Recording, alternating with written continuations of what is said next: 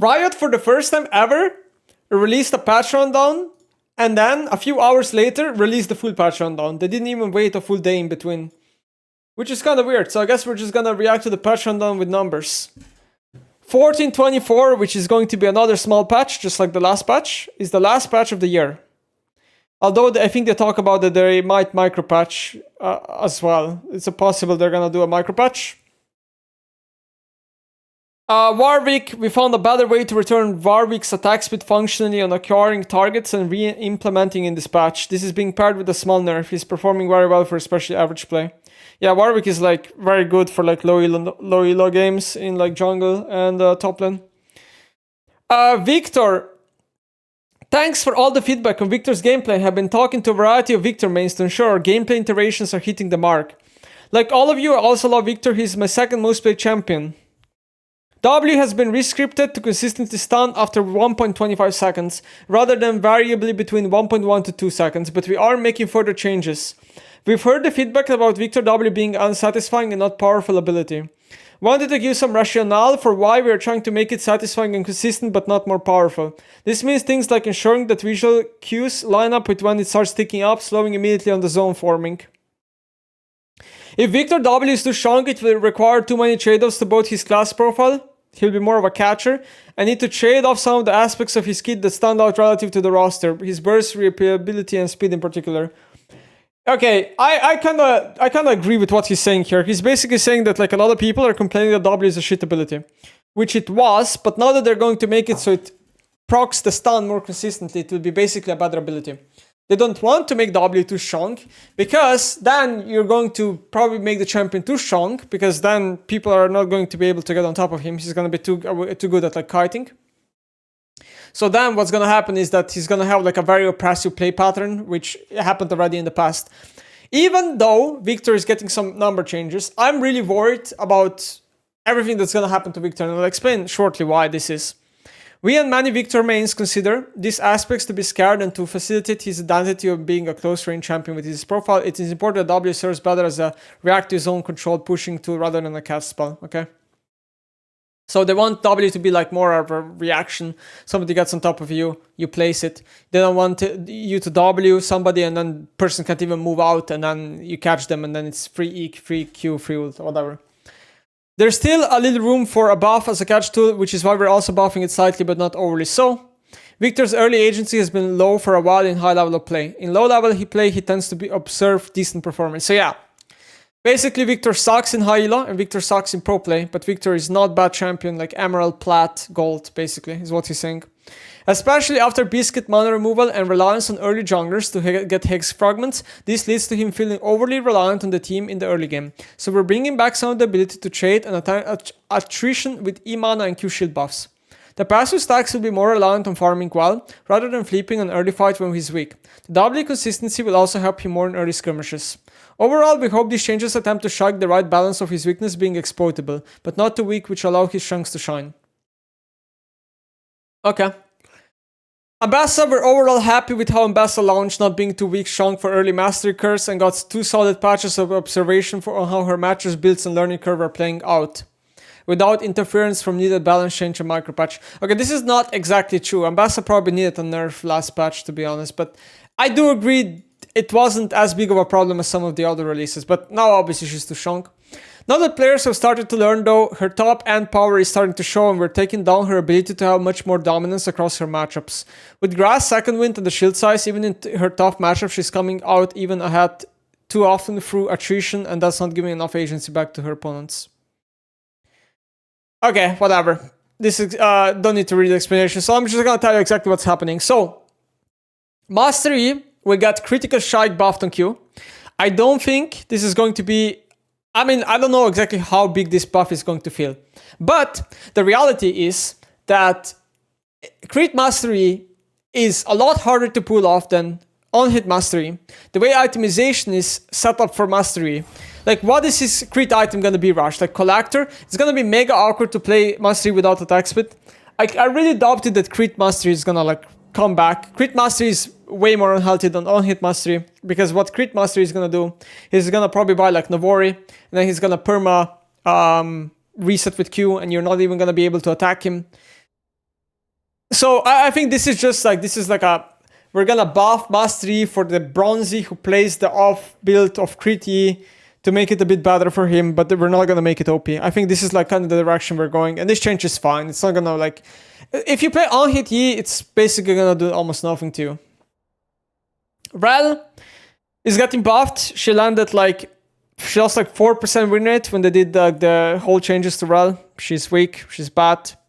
30 bonus health, passive resist steal is gonna be 1% up, and minimum is gonna be up. So I think the passive is like 50% better at pretty much all stages or something like that. W shield is gonna be up as well by 10 flat, 1% max health. So like, okay, generic durability buffs for Rel. These are slight damage, but mostly just durability buffs. Rumble. Q total AP ratio is up by 10%, W AP ratio is up by 5%. So, okay. Here's what I think is gonna happen. I think Rumble will become a problem when pro play hits once again. Because if you've been following patches on Rumble, he's now gotten buffed like 5 times in a row already, or 3 times or something like that. So, I think once Pro comes back, he's going to become a problem again. Because if you read his numbers, he's only weak, like kind of nerfed for like 9 levels, right? Because the nerf base damage of Rumble Q. But after that, he's arguably stronger, I think. After all these changes that happened, if I'm not mistaken. So, yeah, he's just like, it doesn't really matter that you're like a bit weaker, right? It doesn't matter that you're weaker, like first 7 levels of the game. Yeah, this champ's gonna become a pro problem again, and then they're gonna have to nerf him. Okay, Twitch. Q attack speed duration up 1 second, so it matches R duration, and Q attack speed up by 5%. So, okay, a very small Twitch buffs, mainly on the Q. I saw a lot of people kind of being sad about this Twitch buffs, because Twitch players don't like playing the champion, or like don't like the champion because W and E are very bad abilities for AD Twitch. Now, if you play AP Twitch, W and E are better abilities, but then obviously your auto attacks are worse and stuff, and they even nerfed AP Twitch not too long ago, right? So AP Twitch is not that good anymore. So, I mean, it's a fine buff, but people really need to understand that it is near impossible for Riot to balance Twitch. Twitch brings such a big frustration problem in League of Legends because of one reason. Q. Twitch Q is extremely hard to balance because it is omega overpowered ability in solo queue, as people don't know how to track it, and invisibility is OP. It's the same reason why Evelynn is such a big problem to balance, and a lot of other stealth champions. So I think until Twitch gets a rework, which I don't know if it ever will happen or anytime close, Riot will probably need to keep Twitch slightly on the weak side, because when they don't, this champion overtakes solo queue insanely hard so fast. Yuumi, Q mana down by 25, Q minimum damage up, Q maximum damage up, 25 as well. They're trying to make Yuumi Q max be a little bit better. I don't know if people are going to max Q, they're probably going to do E into Q with these changes. I don't think the changes are big enough to bring Yuumi back, so don't worry about this. Ambassa. Okay, so the nerfs are probably going to be a little bit more important. So Ambassa, mega overpowered, W shield duration, 0.5 seconds down. This will give a lot more counterplay to Ambassa. It's also going to be harder to like tank tower shots and stuff like that. So yeah, basically the trick is wait till she uses W, don't hit her, then use your abilities when the shield disappears, and that's going to give more room to counterplay. W shield strength goes down by a fucking lot. Holy shit. W shield strength getting slammed here a little bit. I mean, the thing about this ability is that it overshields a lot of times, right? So it's kind of like, I don't know if the shield strength is actually going to matter that much. It overshields. The duration is probably more bigger nerf. And then the E bonus AD ratio is down, which is actually a nerf to E max Ambassa, which is what Baus does. I think the E bonus AD ratio being down will most likely make Ambassa not one-shot the wave when the ability is maxed, until she has a certain amount of AD where she hits the threshold and then she kills the wave anyway. That's what I think this is going to do. Corki will lose 20 damage on E and will lose 0.1 bonus AD on E. So they're nerfing Corki. This is a big nerf on level 1 as well, because this ability mega outshades you at level 1 especially. Damage nerfs do suck for Corki, because Corki is a champion. The only real thing that he has going for him is high damage. And when you're nerfing damage on the champion, you're making the champion a lot worse. I think probably Pro is still gonna play him. I don't think this champion is that good anyway. And I'm kind of happy about the nerf. Elise, 30 health down, so they're gonna nerf mostly early game here. Hylo nerf. This is like the classic Riot. I explain this every patch preview. Riot has this thing where they nerf 30 HP of a champion or buff it by 30 HP. Because they have the exact data of how much win rate, or like very accurate data, how much win rate the champion is going to get at a very specific rank. When you're buffing or nerfing 30 HP, it's going to affect it more in high elo than low elo. And Elise is more of a dominant champion in high elo. Graves will also lose some AD skill 0.2 on second part of bout Q. I mean, yeah, Graves is high win rate. Graves is like peak rate is insanely high across all elos. It's just a matter of time. Graves kind of got like lucky, like he kind of got like buffed a little bit because like Riot changed Yomus. They made like better item for him. Then they kind of nerf Yomus for him. And then yeah, LDR is also like in a really good state for Graves. I think Graves is like good, probably deserves this nerf. He's still gonna be fine. LeBlanc. So, okay, LeBlanc is also getting apparently a rework next year. That's going to be teased. Apparently she's gonna get brand new abilities, and I'm really happy, okay? I am really of an opinion that LeBlanc is a badly designed champion and needs a rework badly. The kit is very badly designed. The same reason why I hate Shadow Assassin Kayn. Her kit is uninteractive. It has no counterplay. There's no skill shots in the kit. She just kills you or doesn't kill you. She's just an early game menace that falls off quicker than Elise does. So it's like the champion is just in a very unhealthy form state. It doesn't matter how you feel, yeah, you're like about the champion, because that's just how the champion is. Like, I think a rework is very needed. So I assume they're just nerfing her because again, her ban rate is insanely high and people are mega frustrated playing against this shit. The same way I am. 5 damage off Q, which I think is 10 right in total if you proc the mark, which is like a nice nerf. It's a base damage nerf, so it's going to be mostly like an early game nerf. Speaking of LeBlanc, I also hope they change or nerf sudden impact. That rune is way too OP, and LeBlanc is one of the users of it, but there's a lot of other champions that are broken with that rune. Dr. Mundo is getting another E nerf, bonus AD, scaling nerf. The reason why Riot does this, they always nerf the E ability if you're following the patch notes, because Mundo is OP in low elo, and E is a mega low elo skewed ability. Because E is basically just a gold scaling ability, and in low elo, games go longer and you have a shit ton of gold, so Mundo reaches late game and then he's a menace, right? So they're nerfing like an ability, like a passive on ability that has very little no skill expression, basically. I mean, yeah. By the way, Mundo E, I think, used to be 4 or 5%, by the way. I'm not even kidding. Like, a year ago, Mundo E used to be like 4 or 5% max health. Now it's 2.8. This ability got nerfed so much over time. Riven is another champ that has insanely high win rate in high elo. 10 shield down on Riven E. I wouldn't say this is not the end of the world. Riven's gonna be fine. If you like main Riven, you're still gonna play her, right? But Riven's doing really well right now with like Sundered Skull and stuff. Swain, another champion that I really like, is getting nerfed. This is not surprising. I expected a nerf on Swain. Swain is dominating, crushing in low elo right now. OP mid laner, OP ADC in every single elo, up till diamond, something like that, depending on what role we're talking about. Also pretty strong support as far as I know, or like decent. They're nerfing armor, which will be a bot lane skewed nerf, because bot lane Swain is better than mid Swain, I think. But it's still going to nerf Swain a little bit on mid. But yeah, you can see that a champion having 114 armor at level 18 was very high, right? It was very high. This champion had insanely high armor growth per level. Talon I'm kind of surprised they're nerfing Talon. So a couple of patches ago, they buffed Talon, right? And I was very skeptical of the buff. I think they gave him better W damage. I did say that Talon is another champ that's very problematic to balance.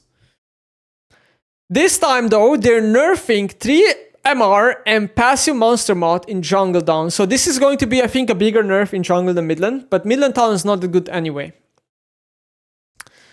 Talon has one of the highest base magic resists in the game. And if you're a midland player, you would know that no mage does really damage to Talon early in the game because he walks into the lane with 39 magic resist if you're playing like a mage. That's why, like, Talon, sometimes it would be better to play AD champs into Talon. But yeah, this is no longer going to be that big of a number, right?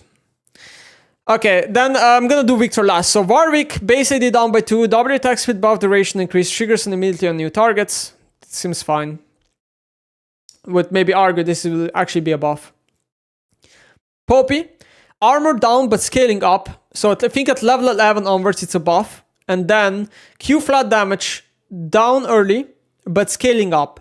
So you need like a little bit of AD, I guess. The reason why they're doing this is I think they're trying to make top lane Poppy not suffer as much and jungle Poppy, but make support Poppy suffer a bit more, basically.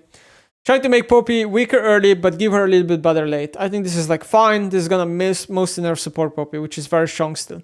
Okay, so Viktor. First of all, I want to say that Riot did not change the kit, okay? Riot did not change the kit of Viktor. And if we go many years back into the game, when Viktor was a pro play problem, he was very hard to balance. He was very oppressive to lane against, okay? Viktor has been out of pro play and out of high elo for so long that people have forgotten about how it feels to lane against the champion. Viktor was one of the most oppressive champions to lane against in the past. He would just perma-spam E, his Q was untradeable, unbeatable. He was kind of like Orianna. When Orianna is really good, she's very oppressive to lane against. So that's what Viktor used to be. Now, I'm skeptical of giving Viktor so many buffs, even though I think the champion deserves to be a little bit buffed. The problem is that I think it's potentially too much of a buff, and it's going to just make Viktor mega oppressive to the Riot will have to nerf him again. Because these buffs, in my opinion, seem to be pretty big to me. Passive will now give you 10 fragments for cannon and 20 per takedown. This is a buff.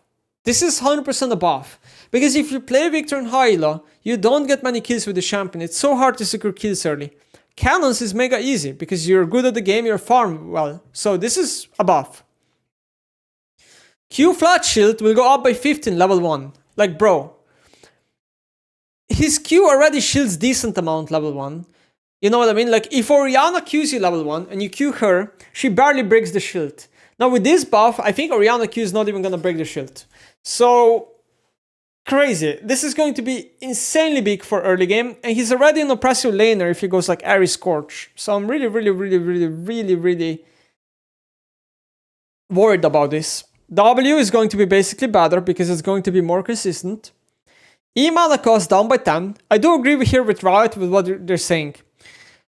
Viktor E really does drain a lot of mana. I know that myself when I play the champion, even when you go full mana runes. In the past I went Archangle on Viktor like long ago just because he is so mana hungry. I think this is a change that is kinda needed. 10 less mana on E, it's nice change. And now R will also evolve and increase radius, and the duration will refresh on takedowns, which means that if you get a kill after a kill after a kill, the R could be permanently through the team fight. I mean, this is also going to be a lot of power. So we're looking at least 1 to 2% win rate here on Viktor, IMO. So, I don't know. I just think it's probably going to be too much win rate, and they're probably going to have to nerf him. But I guess he deserves... Honestly, I mean, I don't mind it, I guess. He's been out of meta for a long time, but... It's just going to be hard, you know. The champion is very hard to balance. I was kind of hoping for like a little bit of a kit reshape, but we didn't get it. That's kind of it though. That's the patch. Very small patch. The nerfs matter a lot more than the buffs. I think the buffs matter very little here.